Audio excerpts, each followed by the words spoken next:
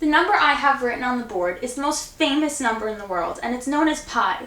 Here I wrote pi out to 927 digits. Do you think that's a lot?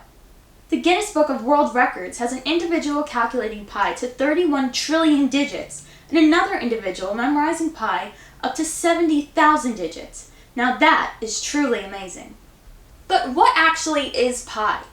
Around 4,200 years ago, in 2000 BC, the Babylonians made an observation saying that the circumference of a circle is about 3 times the diameter of that same circle. The Babylonians made these observations based off measurements. One claim even says that the Babylonians used rope to solve for these measurements. But this was never proven. Fast forward to 225 BC, and the great Greek mathematician Archimedes of Syracuse used an algorithmic approach to calculate pi. Now imagine being Archimedes, trying to figure out a better way to calculate pi. The ancient Greek people were known for their beautiful architecture, music, and art. A more accurate value of pi will go a long way to improving their way of life and culture.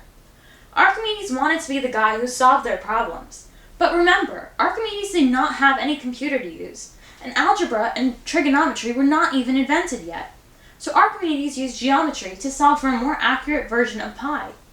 Archimedes' algorithm inscribes a polygon on the inside of a circle and then a larger polygon on the outside of the circle. He then calculates the perimeters of the polygons.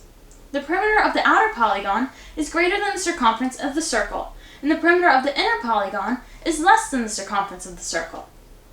The genius of Archimedes' method is that he then increases the number of polygons from 6 sides to 12 to 24 to 48 and then to a 96-sided polygon. By doing this, the inner and outer polygon perimeter begins to resemble the circle circumference more and more closely.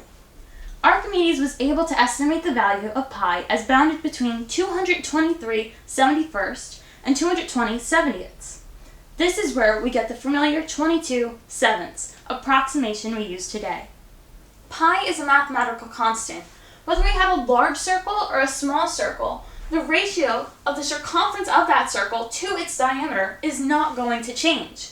Pi is an irrational number, meaning we cannot represent it as a ratio of 2 whole numbers. Since pi is an irrational number, we will never know its exact value. Its expansion is infinite, and as I mentioned earlier, it has been calculated up to 31 trillion digits with no set pattern.